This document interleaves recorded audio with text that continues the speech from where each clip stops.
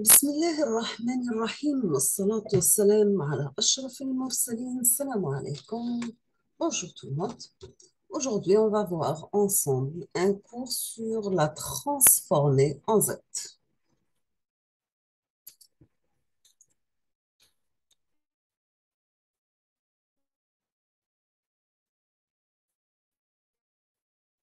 Donc, voici le contenu de notre cours. On va commencer par une définition.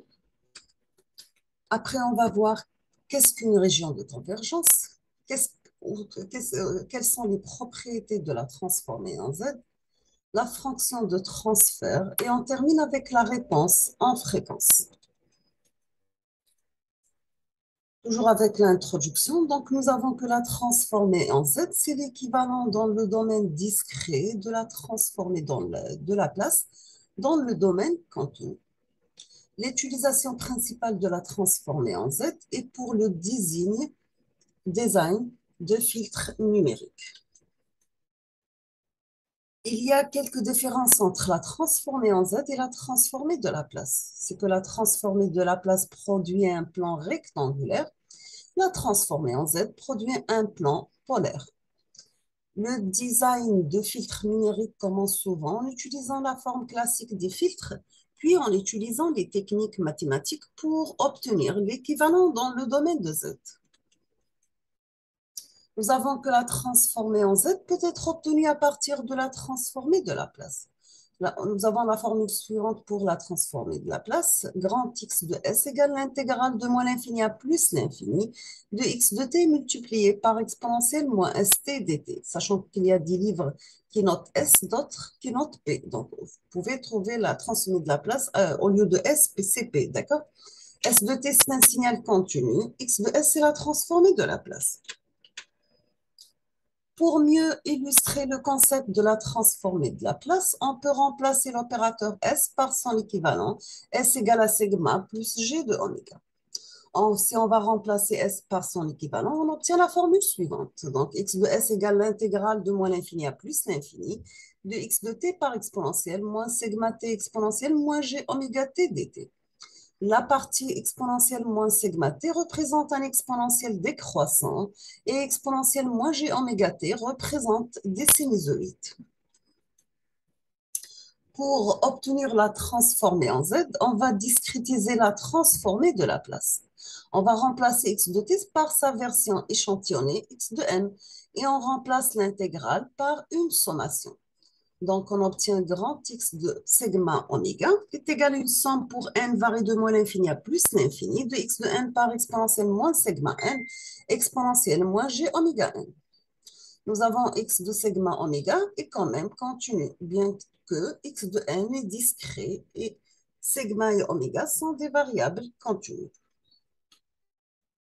Si on va remplacer ensuite exponentielle moins sigma n par une autre notation, r de n la transformer, ça devient x de sigma oméga. C'est une somme pour n varié de moins l'infini à plus l'infini de x de n par r à la puissance moins n exponentielle moins g oméga fois n. Maintenant, on va remplacer z par r exponentielle g oméga, ce qui donne grand x de z égale une somme pour n varie de moins l'infini à plus l'infini de x de n par z à la puissance moins n. Nous avons que l'opérateur z à la puissance moins n représente un délai de n échantillons. On va prendre un exemple. On vous demande de représenter la séquence suivante par sa transformée en z. X de n égale à moins 7, 3, 1, 4, moins 8 et 5. Donc, pour avoir x de z est égal à moins 7 multiplié par z à la puissance 2, plus 3 par z à la puissance 1, plus z à la puissance 0, plus 4 z moins 1, moins 8 z moins 2, plus 5 z moins 3. Donc, on obtient à la fin, on va remplacer z à la puissance 0 par 1. Donc, ça sera x de z égale moins 7z au carré, plus 3z plus 1, plus 4z moins 1, moins 8z moins 2, plus 5z moins 3. À notre exemple, on vous demande de calculer la transformée en z du signal suivant. X de n égale à 0,5 à la puissance n par u de n. Le signal, c'est une suite infinie de chiffres non nuls. Donc, x de n égale à 1, 0,5, 0,5 au carré, 0,5 cube, jusqu'à 0,5 à la puissance n. Pour la transformer en z, on obtient que x de z égale à 1 plus 0,5z moins 1 plus, parce que z, 1 par z à la puissance 0, d'accord? Plus 0,5 au carré par z moins 2, plus 0,5 cube z moins 3, jusqu'à 0,5 n par z à la puissance moins 1. Donc, c'est une somme de n variant de 0 jusqu'à l'infini, de 0,5 à la puissance n par z puissance moins 1. Donc, c'est une somme pour n varie de 0 jusqu'à l'infini. Donc, c'est 0,5 par z puissance moins 1, le tout à la puissance n. Un autre exemple, c'est une série géométrique infinie. Nous avons un rappel, 1 plus a au carré plus a cube plus, etc. est égal à 1 sur 1 moins a. C'est bien sûr a en valeur absolue, soit inférieur à 1. Donc, la transformer en z, ça devient x de z égale à 1 sur 1 moins 0,5 z moins 1. Bien sûr, c'est z en valeur absolue, soit supérieur à 0,5. On passe maintenant à la région de convergence. Donc, la transformée en Z doit toujours indiquer sa région de convergence puisque c'est une série de puissances infinies. Dans l'exemple précédent, la région de convergence qu'on appelle le ROC est Z en valeur absolue supérieure à 0,5. Donc, pour une séquence finie x de n, la transformée grand X de Z, c'est un polynôme en Z ou bien en Z moins 1 qui converge pour toutes les valeurs de Z sauf pour 2 cas. Premièrement, pour z égale à 0, c'est x de z contient les termes de la forme z puissance moins k. Z égale à l'infini, c'est x de z égale à 0, contient des termes de la forme xz à la puissance k, cette fois-ci. Toujours en général, c'est x de z, c'est une fonction rationnelle de z. La région de convergence dépend de la forme de x de n. Si nous avons un signal droité, donc x de n est droité, si le plus grand pôle est plus grand que les zéros, et la région de convergence s'étend bien sûr à l'infini. Deuxièmement, pour un signal gaucher, x de n est gaucher, c'est le plus petit pôle est plus grand que 0 et que la région de convergence s'étend vers 0. Pour un signal bilatéral, x de n est bilatéral, c'est la région de convergence décrit un anneau. Voici la région de convergence. Premièrement, vous avez ici la région de convergence d'un signal droité. Deuxièmement, d'un signal gaucher. Troisièmement, d'un signal bilatéral. Donc, toujours la région de convergence, elle est en bleu, d'accord? Voici la transformation commune pour les signaux Dirac, c'est la transformer en z égale à 1. La région de convergence, c'est tout z. Pour la différence de deux signes échelon, u de n moins u de n moins s, ça transformer en z, c'est 1 moins z puissance moins s sur 1 moins z moins 1. La région de convergence, c'est z différente de 0. Pour l'échelon u de n, c'est z sur z moins 1. Pour une région de convergence, z en valeur absolue soit supérieur à 1. Pour alpha à la puissance n, u de n, donc c'est un signal causal qui est défini à partir de 0, on obtient ça transformé en z, c'est z sur z moins alpha.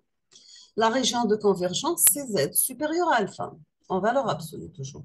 Si nous avons moins alpha à la puissance n, u de n, la région la transformée en z, c'est z sur z plus alpha. La région de convergence, c'est z en valeur absolue supérieure à alpha. Maintenant, pour n u de n, la transformer en z, c'est z sur z moins 1 au carré. La région de convergence, c'est z en valeur absolue supérieure à 1. Maintenant, pour n, alpha n u de n, la transformer en z, c'est alpha par z sur z moins alpha au carré. La région de convergence, c'est z en valeur absolue, soit supérieure à alpha. Les propriétés maintenant pour le déphasage, donc si nous avons un signal x de n moins s, ça transformé en z, c'est z puissance moins s par x de z. Pour une réflexion, x de moins n a pour transformer en z x de 1 sur z. L'anticausal, x de moins n par u de n moins 1 moins n moins 1 a pour transformer en z x de 1 sur z moins x de 0, bien sûr pour x de n causal.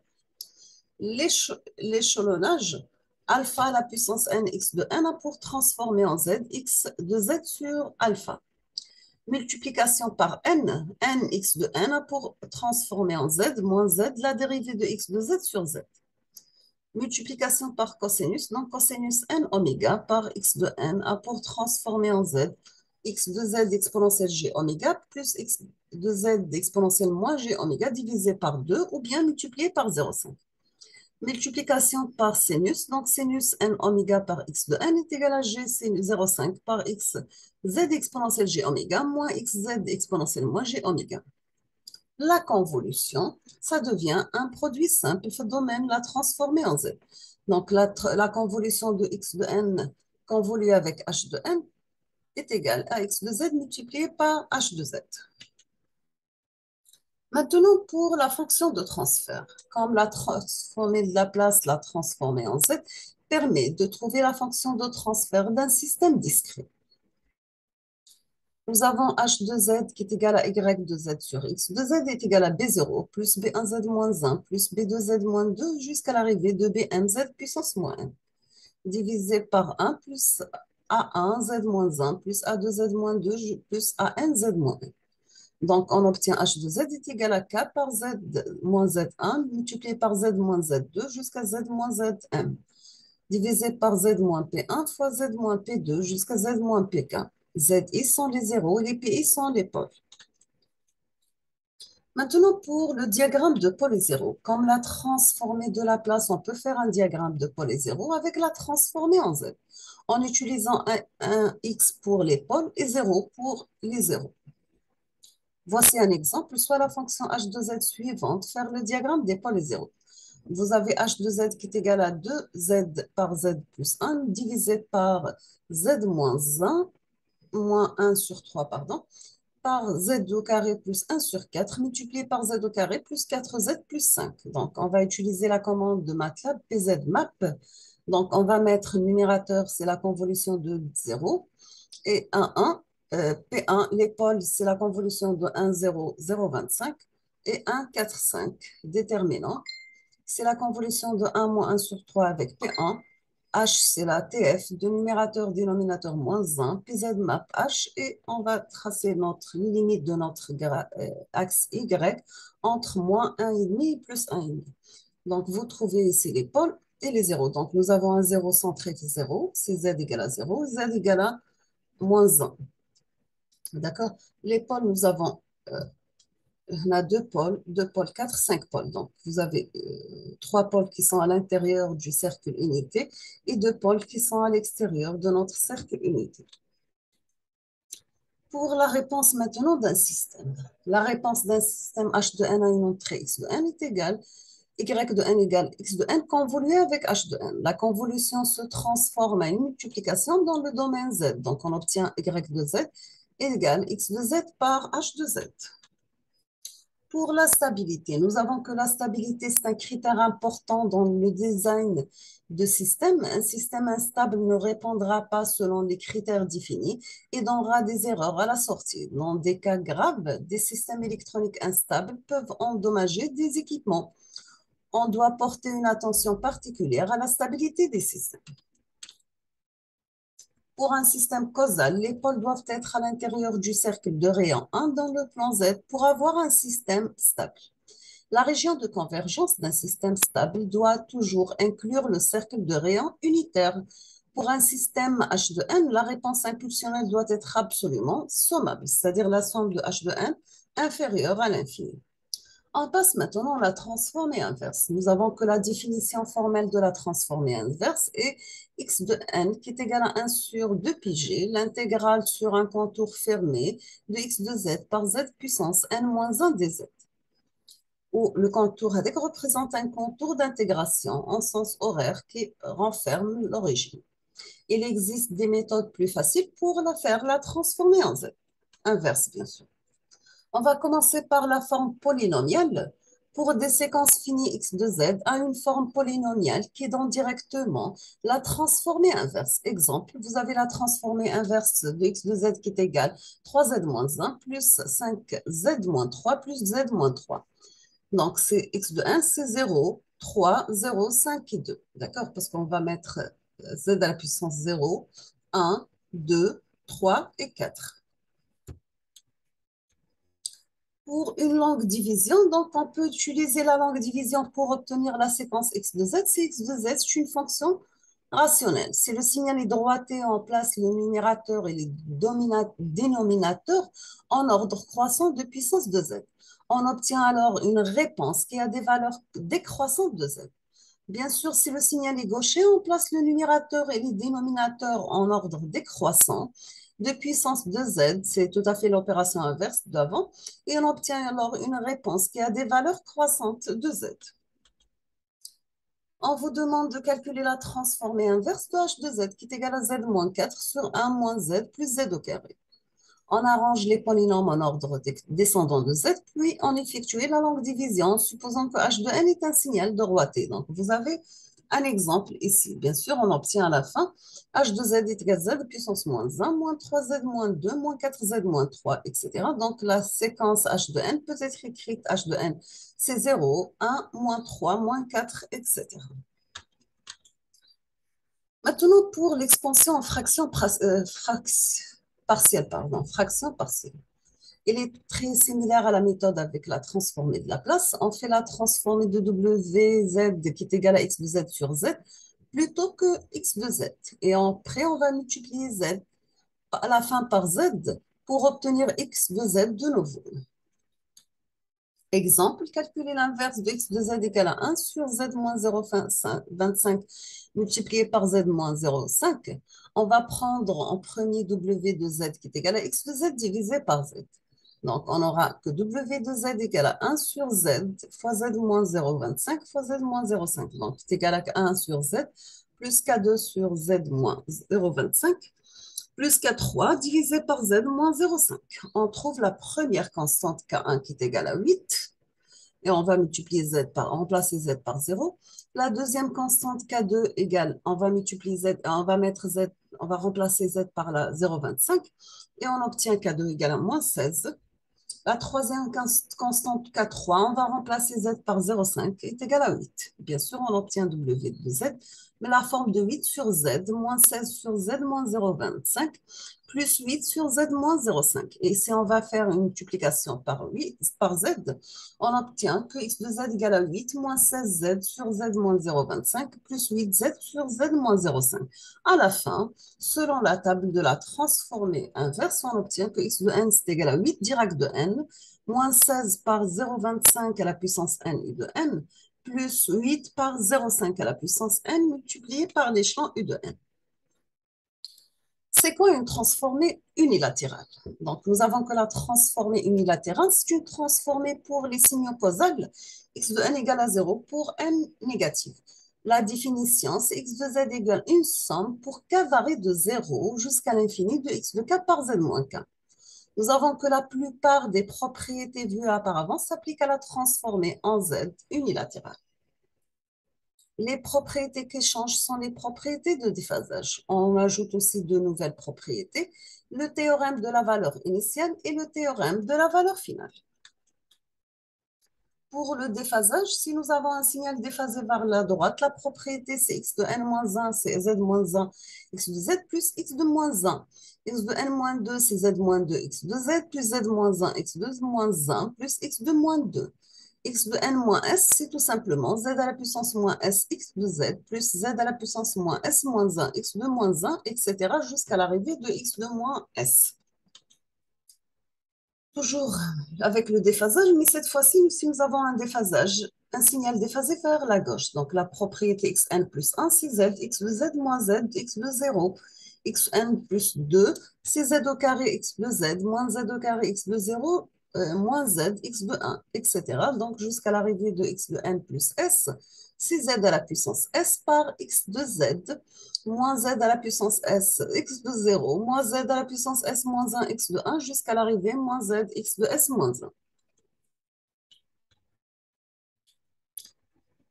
Théorème de la valeur initiale et finale. Nous avons que le théorème de la valeur initiale, c'est x de 0, c'est la limite de x de z quand z tend vers l'infini.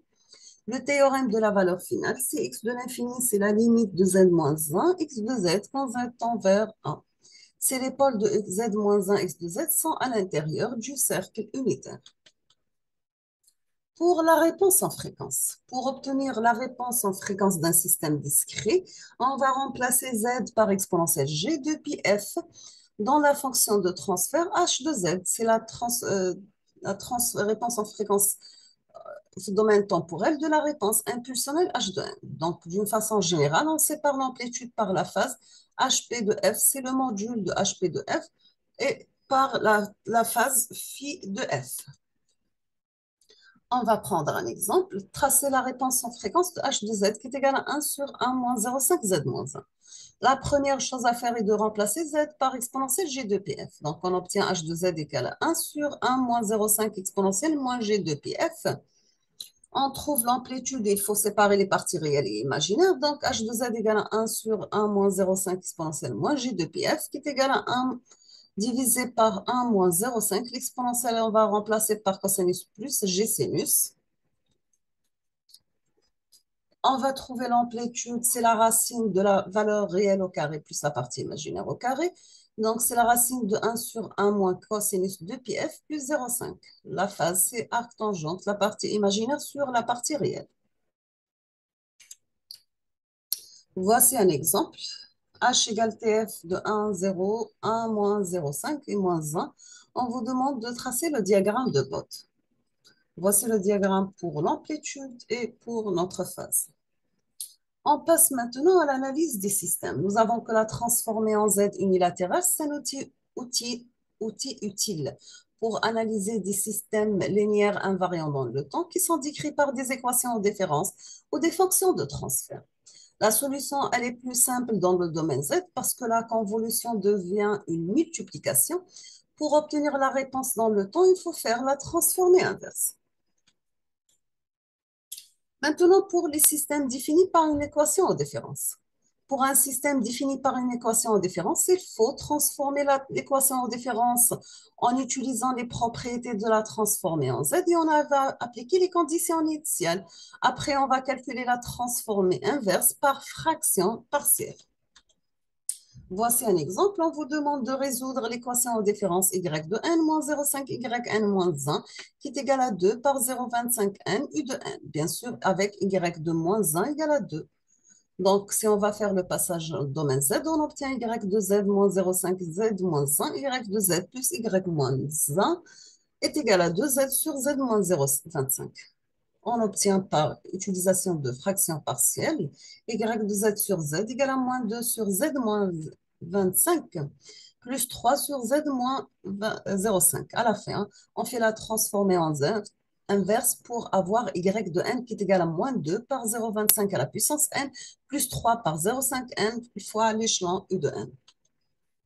Maintenant, pour les systèmes définis par une fonction de transfert, la réponse y de z d'un système à une entrée, c'est la multiplication y de z, c'est égal à h de z par x de z. Il est souvent plus facile de travailler avec la fonction de transfert que l'équation en différence. On termine avec cet exemple. Donc, soit le système h de z qui est égal à 3z sur z moins 0,4. On vous demande de calculer la réponse à l'entrée x de n égale à 0,5 à la puissance n par u de n. On fait le passage à la transformée de x de n dans le domaine z. On obtient x de z égale à z sur z moins 0,4. Et on va multiplier x de z par h de z. Donc, on aura y de z est égal à x de z par h de z. On obtient ces 3z au carré sur z moins 0,4 au carré. Et à l'aide de la transformée inverse, en utilisant les propriétés de déphasage, donc on obtient que y de n égale 3 par n plus 1 par 0,4 à la puissance n par u de n. On termine avec une conclusion. Donc, les points clés de ce chapitre sont calculer la transformée en z. Deuxièmement, calculer la transformée en z inverse par fraction partielle. Et troisièmement, calculer la réponse des systèmes. Nous sommes arrivés à la fin de ce cours et cette vidéo. Je vous remercie infiniment pour votre attention. N'hésitez pas si vous avez des questions et à la prochaine vidéo, Inch'Allah. Merci beaucoup.